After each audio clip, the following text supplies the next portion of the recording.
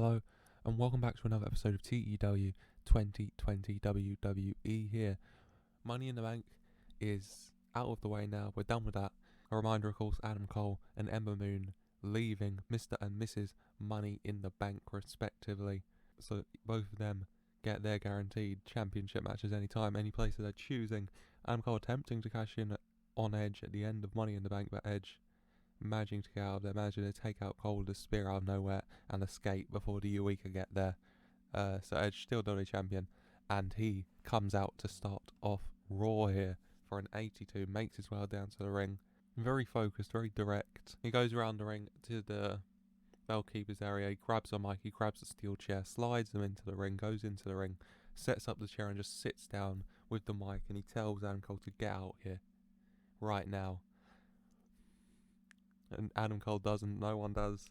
Edge says, I've got all day, I haven't got anywhere else to be, so I'm just gonna wait right here until you grow the balls to come down here and face me like a man for an 87. Edge doing very well here, but then some staff, I guess, in black shirts and trousers, start going in the ring, start kind of setting the ring up, putting another chair in there, putting some tables, some plants around.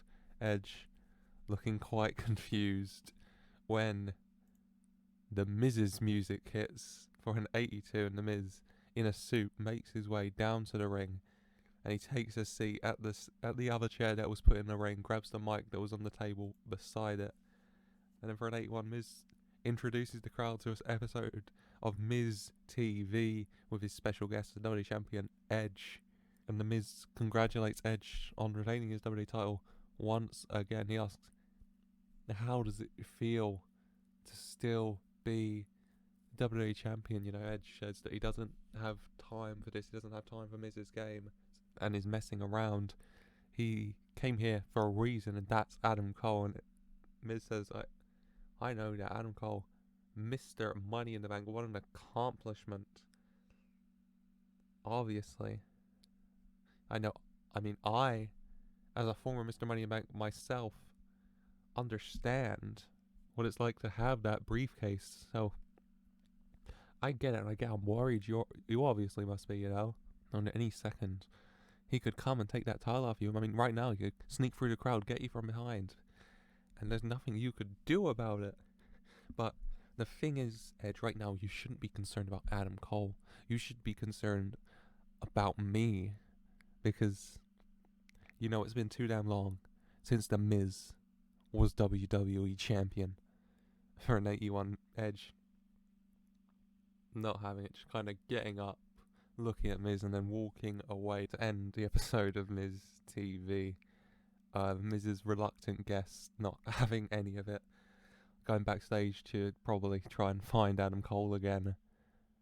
And then we have our first match of the evening in our first Queen of the Ring match from the Raw bracket. Dana Brooke versus Deonna Perazzo. Pay-per-view wise, we have the Smackdown exclusive. I'm going for, I think, Smackdown Super Showdown. And then for Raw and NXT, there is WWE Crown Jewel I'm going to go with, which will also feature the King of the Ring and Queen of the Ring matches with World Title Shots at SummerSlam on the line. Both triple threat matches, a superstar from Raw, NXT and SmackDown. And this is the first of Raw's Queen of the Ring bracket. Dana Brooke versus Deonna Perazzo. And Deonna Perazzo getting the win, losing out to Ember Moon at Money in the Bank, but Deonna coming out on top here with the Fujiwara armbar for 56. 28 for Brooke, 61 for Perazzo. Both doing alright here, and it's Deonna who comes out on top. And then we go backstage to Kevin Owens being interviewed by Charlie Caruso for the 80. Kevin Owens talks about losing out at Money in the Bank, unable to get that briefcase. He nearly had it, but he was stopped by the Undisputed Era, and he's not happy about it, but he says that, I came up short, but I'm going to keep going. I'm not going to let this get me down too much. I have things I need to be getting on with, And then he walks away for the 80 here. And then on our next match of the evening, the Raw Tag Team Champions Breezango taking on the Forgotten Sons, Steve Cutler and Wesley Blake. And the tag champs get the win. Breezango coming out on top. Tyler Breeze pinning Steve Cutler for the 52. Alright, rating wise, 57 for Breeze, 54 Fandango, 29-21 for Blake and Cutler. Breezango coming out on top on this occasion. They get their arms raised when they are suddenly attacked from behind by Fabian Eichner and Marcel Bartel Imperium for the 61 Imperium. Taking out Breezango and then standing tall, doing a little, Imperium arms behind the back pose over the tag champs. Then we go backstage to an interview with Miss Money in the Bank herself, Ember Moon. Ember talking about how happy she is, how seems to have been lost in the shuffle for so long. Injury problems play a big part into that, but she's ready to make a mark. She's ready to finally take that next step to where she knows she can compete, where she can belong at a championship level for the 63 here. And then we have our next Queen of the Ring matchup from the Raw bracket. Chelsea Green taking on former Women's Tag Team Champion Kairi Sane. Kairi Sane losing the belt only 2 days ago at Money in the Bank to the Riot Squad, and now in the Queen of the Ring tournament, and advances to the next round. Kairi Sane getting the win over Chelsea Green with the insane elbow. 57 for the segment, 61 for Sane, 33 for Green. Both women doing really, really well here. And it's Kairi Sane who comes out on top and moves on to the next round. We then go backstage for an interview with the Undisputed Era. Adam Cole with his Money in the Bank briefcase. Kyle O'Reilly with his United States Championship. Adam Cole talks about how this is what he said would happen. He told everyone he would leave as Mr. Money in the Bank, and that's what he did. And he told everyone he'd be the one to take that WWE Championship away from Edge, and he nearly did it. But Edge got lucky this time. But what Adam Cole did do is send a clear message to Edge that he has no time to celebrate anymore. He has no time to soak in the attention, the joy of victory that he may get along the way. Because anytime, any place, Adam Cole could appear and the WWE Championship could be gone like that for Edge. Because Adam Cole becoming WWE Champion, Adam Cole being the one to take out Edge once and for all, that's just an undisputed fact at this point. For the 85 Undisputed Era, doing well on the Raw. They got the United States title, they've got the Money in the Bank briefcase. Unable to capture the Raw Tag title so far, but still doing well nonetheless. As now we move on to the first matchup in the Raw bracket of the King of the Ring tournament. We have the MVP's member Angelo Dawkins taking on Drew Gulak. And Angelo Dawkins comes out on top here with the Sky High. Dawkins advancing to the next round of King of the Ring. Dawkins with the 59, the 58 from Gulak. Dawkins sadly off his game, but the two men doing really well here to get that to a 67. I have no complaints at all. As next up, the Women's World Champion Asuka makes her way down to the ring for the 80. And then for the 85, she's happy, she's celebrating. She retained the title against Karma last night, taking out the behemoth. The behemoth that she is. And come out on top, retaining her Women's World title. And then she asks Bayley, her new number one contender, to come down to the ring. And Bayley obliges for the 68. And then the two women, they show their respect to each other, Two amazing superstars. Asuka reminding Bayley of what happened in NXT when they fought for a championship, when Asuka dethroned Bayley as the NXT Women's Champion. And Bayley saying she knows about that. That's been on her mind, and she's wanted to avenge that for a really long time, and she can see no better way to avenge it than taking Asuka's championship away from herself. The two women both ready for a war, it would seem. When out comes Ember Moon, Miss Money in the Bank, who gets in the ring, and she says that she's going to be watching Asuka and Bayley's matchup intensely, because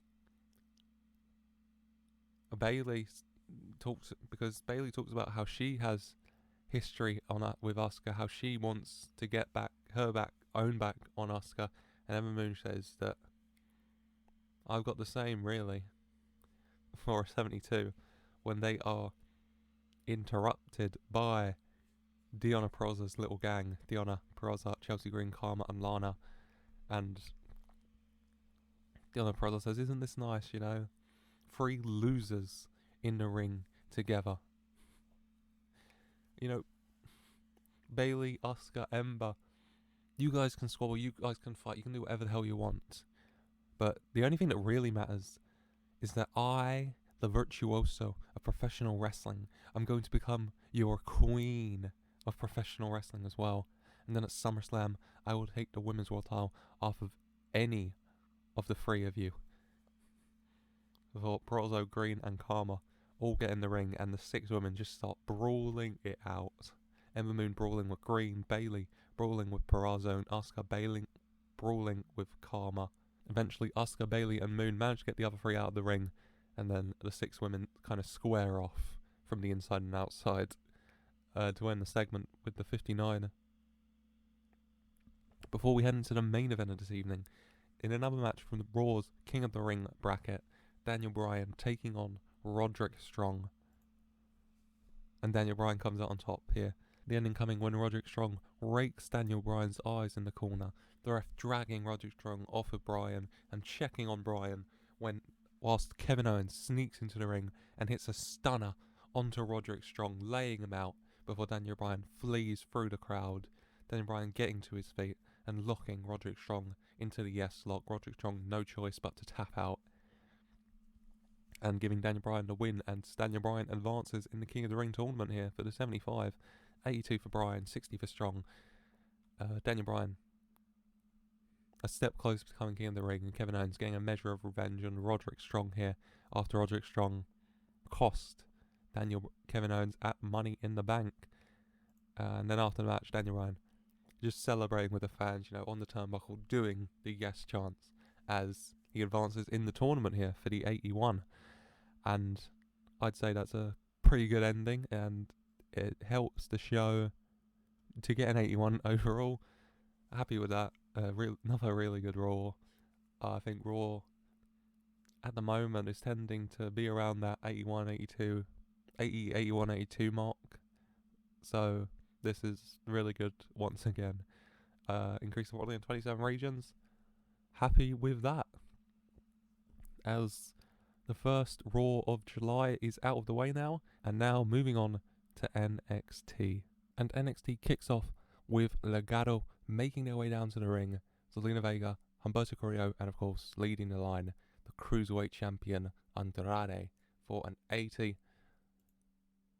And Legado get in the ring. They talk about Money in the Bank. They talk about Andrade coming out victorious in the Fatal 4-Way. Andrade once again defeating Rey Mysterio, once again asserting his dominance as the best at Lucha Libre, the best cruiserweight in WWE's history for an 82. And then they introduce the newest member of Legado, a man who has seen the light, who has seen that the only way forward is under the guidance, under the leadership, under the learning tree of Andrade, El Hijo del Fantasma, who makes his way out to the ring for the 82. Fantasma gets the mic and he says that he saw Andrade and Humberto, how they worked together, how they were always there for each other. And then he looks at Rey Mysterio, a man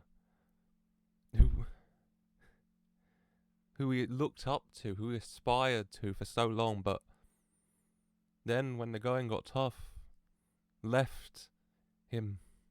He left Fantasma to the attacks. He left Fantasma to deal with Mysterio's business, and he realized that Rey Mysterio was simply a false prophet to him, and that the real man he should look up to, who he should aspire to, is Andrade. And so he is happy to be a member of Legado, here. And he's going to seal it with his coronation here.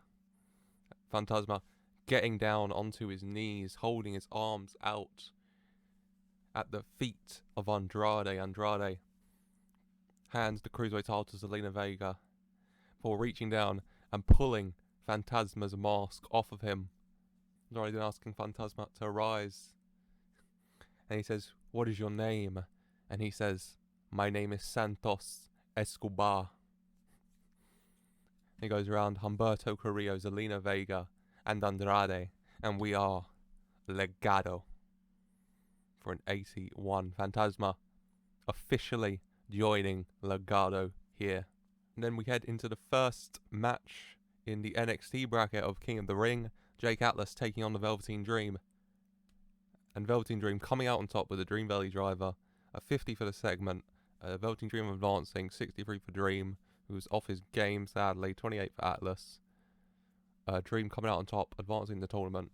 After the match, Jake Atlas a bit worse for wear, but gets to his feet, offers his hand out to Velveteen Dream. Velveteen Dream kind of looks at it, goes to it as if to shake it, then kind of just runs his hand through his hair instead. There's some disrespect from Dream, obviously seeing himself as bigger than Jake Atlas, saying, why would I shake your hand for a 79? And then we have the first match in NXT's bracket of Queen of the Ring, Kaden Carter going one-on-one with Mickie James. And Mickie James coming out on top with the Mickey DT. Mickie James advancing here for a 43. 41 for Carter, 41 for James. Both doing alright here. Carter sadly off her game, but well, it's Mickie James coming out on top in the end and advancing in the Queen of the Ring tournament. And then we have another match from the NXT bracket of Queen of the Ring. Natalya taking on Jessamine Duke. And Natalya gets the win by way of submission with the sharpshooter. A 40 for the match, called the crowd a bit, but Natalya getting better at her gimmick. Duke sadly off her game, but the 44 for Natalya, 22 for Duke. Natalya doing well to get that to a 40, so I don't think I can have any complaints really there. Then we go backstage for an interview with the NXT Women's Champion Tegan Nox. She's happy, you know, she defeated Dakota Kai at Money in the Bank to retain her title, and she says, you know, Dakota brought it. She knows that. She knows Dakota. She knows that she brought everything she had, but Tegan Nox is the one who came out on top. Tegan Nox is the one who left the NXT Women's Champion, and she talks about how she's excited to see who's going to step next, because Tegan Nox, a fighting champion. Tegan Nox doesn't want to just sit on the sidelines. She wants to be in the action. She wants to be involved for a 64. And then we have some Cruiserweight tag team action here. The Lucha House Party taking on the Colognes. And the Lucha House Party getting the victory here. Grand Metalik pinning Primo with a Dorado Screwdriver. 45 for the segment. 49 for Lindsay. 35 for Grand Metalik. And a 39 and 35 for Primo and Epico respectively. But it's Lucha House Party who come out on top here. Maybe Lucha House Party trying to push themselves into the Cruiserweight Tag Team title contention. Swords of Essex beat Kendrick and London last week on NXT. They're going to need a new challenger. Maybe Lucha House Party looking to fill that hole. And then afterwards, Keithley coming out for a 79. And Keithley says he wants to be a fighting champion. He wants to be here on NXT week in, week out. And to that avail, he is issuing the Keithley North American Championship Open Challenge right now for an 85. Who's going to accept? And out come the MVPs. MVP, Cedric Alexander, and Ricochet coming out for the 75. Who is going to answer the challenge specifically? There's some debate between Cedric and Ricochet, but in the end, it's Cedric who is going to be stepping up. So we have Cedric Alexander versus Keithley for the North American Championship here. And Keithley comes out on top with the Spirit Bomb. Keithley retaining the NXT North American Championship for a 59. 76 from Lee, 60 for Alexander. A bit disappointing with the 59, but oh well, it's Keithley coming out on top. Keithley retaining his title, and the MVPs not too happy with the defeat, but what are you going to do? And then we have a promo from the NXT champion Karrion Kross and Scarlett. Karrion Kross talking about finally dealing with Aleister Black, with the Velveteen Dream, and how now that they have been made to fall and pray, it's time to look to what is next. Scarlett asserting that Doomsday is here. I can see it. The false god is returning. But for him, like all others, Doomsday will follow. And it will be time for him to fall and pray to Karrion Kross. A bit cryptic from Scarlett as to who she's referring to, but we'll have to see how it plays out going forward. 77 for the promo here. And then we get into the main event of this evening, another King of the Ring tournament matchup. Cameron Grimes on one side, Finn Balor on the other, and the two are going at it. It could go either way. Cameron Grimes, he's lost quite a bit recently, and he's, lost in the North American Championship picture. He lost in the Cruiserweight Tag Team picture. He lost it qualifying for Money in the Bank. He's looking to turn his luck around here, but Finn Balor, just incredible, Looks like he's going to get the victory when out comes Damian Priest, who provides a bit of a distraction. Finn Balor wondering why he's there. Damian Priest, him and Balor were both in Money in the Bank, kind of took each other out largely, and Damian Priest coming out, distracting Balor, who tells Priest to get lost, to get out of here. What are you doing here? But the distraction allows Cameron Grimes to hit a cave-in on to Finn Balor and pick up the win, advancing in King of the Ring here for a 67. 56 from Grimes, 75 from Balor. Balor most likely would have beaten Grimes, but the distraction from Damian Priest, obviously, who most likely is not happy about losing out on winning Money in the Bank after him and Balor took each other out, playing a part here.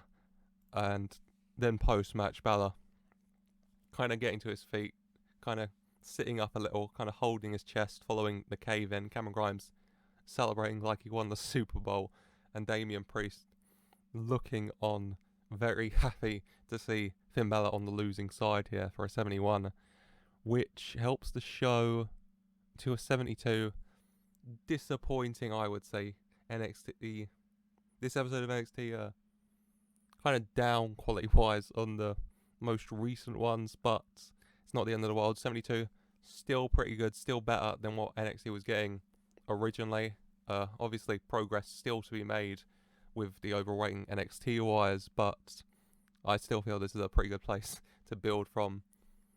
But that is it for NXT, and now to end the week, as always, with Smackdown. And then Smackdown gets underway with the Universal Champion Big E making his way down to the ring for an 86. And then Big E gets the mic and, talks about Money in the Bank, defeating Cesaro, retaining the Universal Champion.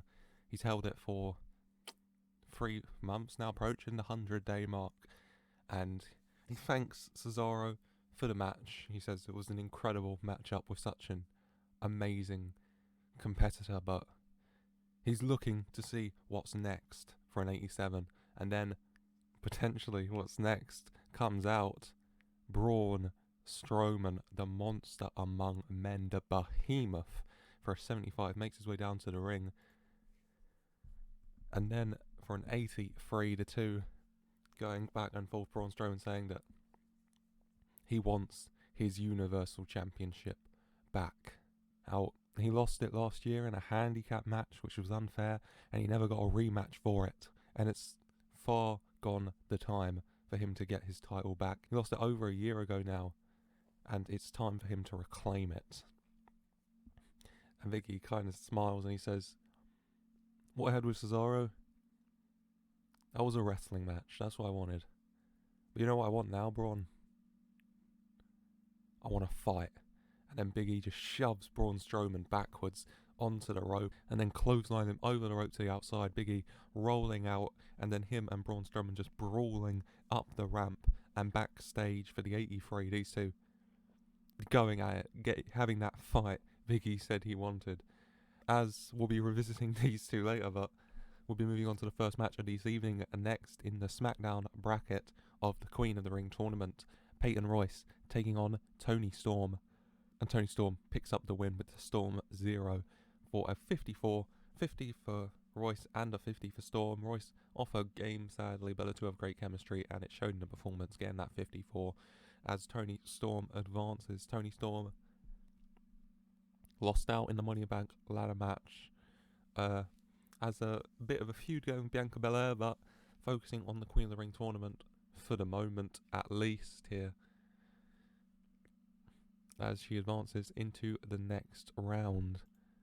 Before we head backstage to an interview, Kayla Braxton with the one half of the Smackdown Tag Team Champions, Montez Ford. Montez says he was disappointed to not come out on top at Money in the Bank, but he's now focusing his attention on King of the Ring. He said for so long with the Street Profits he wore that plastic crown on his head, but now he's going to go out there and do everything he can to make sure that the next crown on his head isn't plastic, but it's solid gold for an 81.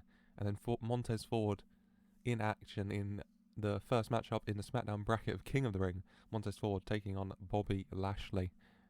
And Montez Ford picks up the victory with the frog splash for the 66. 63 from Lashley, 62 from Ford. Ford sadly off his game, but Ford coming up on top nonetheless and advancing into the next round of the Smackdown bracket of King of the Ring. We then go backstage. Kayla Braxton interviewing Rhea Ripley this time, the Women's Universal Champion Rhea. You know, talks about how happy she was to deal with Nia Jax at Money in the Bank, and you know, she thanks Naomi for stepping in and stopping Nia Jax from attacking her from behind after the match, but she says that she can look after herself, and she saw the way Naomi looked at her Women's Universal Championship. So, if Naomi wants to go, she should bring it. For 79, Rhea Ripley. A very clear message to Naomi there. And just as Rhea Ripley says that, Big E and Braun Strowman start brawling past her. The two men still going at it. Braun Strowman throwing Big E into a door. Big E slamming through it to the other side, kicking it shut from behind. But Braun Strowman roaring and charging at it, smashing the door down as Big E on his feet now charges at Braun Strowman, diving at him. The two men continue to brawl it out backstage, going at it for that 85, doing really, really well here, the both of them. As we head into the next match of the evening, the Dirty Dogs, Dolph Ziggler and Robert Roode taking on the New Day, Kofi Kingston and Xavier Woods.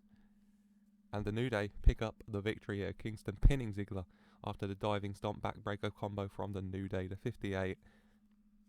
Staying around a bit of a letdown, I'd say, looking at those in-ring performances. 69 from Roode, 67 Kingston, 64 Ziggler, 62 Woods. The 58, pretty disappointing, I would say, but oh well. Matches have been decent this evening, so I won't complain too much. The New Day picking up the victory on this occasion. After the match, James Storm and Robert Roode helping Dolph Ziggler to their feet, but you know, James Storm saying, "That's all right, boys. Maybe we try something different next time. Maybe it's time for a change for us." For 61, and then we head backstage for an interview with Roman Reigns, surrounded by his bloodline brothers Jey Uso, Jimmy Uso, and Jacob Fatu. Reigns, one half of the SmackDown Tag Team Champions with Montez Ford. You know, he says that Montez got in his way at Money in the Bank, and he's gonna regret that. Reigns says he'll make sure of that. But tonight the focus isn't on Montez, it's on his little friend, Rich Swann. Because in the main event, it's Reigns Swann in a King of the Ring tournament match, and Reigns says that I'm going to do to Swann exactly what I'm going to do to Ford when I get my hands on him. I'm going to make him see the error of his ways, and I'm going to show him why he shouldn't have messed with the tribal chief, Roman Reigns. for a 75 Reigns. Focused on King of the Ring, but maybe even more so focusing on Montez Ford here. As then the Riot Squad, the new Women's Tag Team Champions, make their entrance with their newly won Tag Team titles. Liv Morgan in action, and next up against Nikki Cross in a Queen of the Ring tournament matchup for the 60. And Nikki Cross with a roll-up out of nowhere, tying Liv Morgan up in a cradle to kick up the victory here. Nikki Cross advancing into the next round of the Queen of the Ring tournament. Liv Morgan and Ruby Riott in shock. 57 for the segment, 58 from Morgan, 55 from Cross. Then after the match, Bliss and Cross going up the ramp in celebration. Nikki Cross, her arm around Alexa Bliss, the two very happy as Liv Morgan and Ruby Riott are angry in the ring, you know. They just won their women's tag team titles 6 days ago, and now Liv Morgan tasting defeat, and it does not look like she enjoyed the taste of it for the 68. We then head backstage. Kayla Braxton with the final interview of the evening, this time with the Intercontinental Champion of the World, Thaddeus Bullard, and his, of course, Paul Heyman. And Heyman says that at Money in the Bank, Thaddeus Bullard showed Bobby Lashley exactly who the boss around here is. And now, there is no questioning, there is no mistaking who is in charge. So many challengers step up and they all fall at the feet of Thaddeus Bullard. I mean, it's now July and November is 4 months away. November. Survivor Series. Survivor Series where the mid-level champions, as they like to say, which is an insult to Thaddeus Bullard, but nonetheless, they can cash in their title, so to speak. They can vacate their championship, hand it in to their general manager, and receive a shot at their world title. At that lauded title on their brand. The Universal Championship around here. So to whoever the champion may be, whoever may be holding that blue belt, just know that Thaddeus Bullard is coming, and your time with that belt is slowly but surely running out. Because come Survivor Series, come Thaddeus Bullard vacating the Intercontinental Championship, coming and stepping in that ring for a Universal title match, there will only ever be one outcome, and that is your new, reigning, defending, undefeated, undisputed, Universal Heavyweight Champion of the world, Thaddeus Bullard. For the 75 here, Paul Heyman bigging up his boy, setting out Thaddeus Bullard's statement of intent to keep that Intercontinental title to Survivor Series, and then hand it in, activate his world title clause, I guess. In Impact it's called Option C. I don't have a name yet. I'll just go with world title clause for now, I suppose, and get a shot at that Universal title for the 75 here as we head into the main event of this evening in another King of the Ring tournament matchup on Smackdown. Rich Swann taking on Roman Reigns.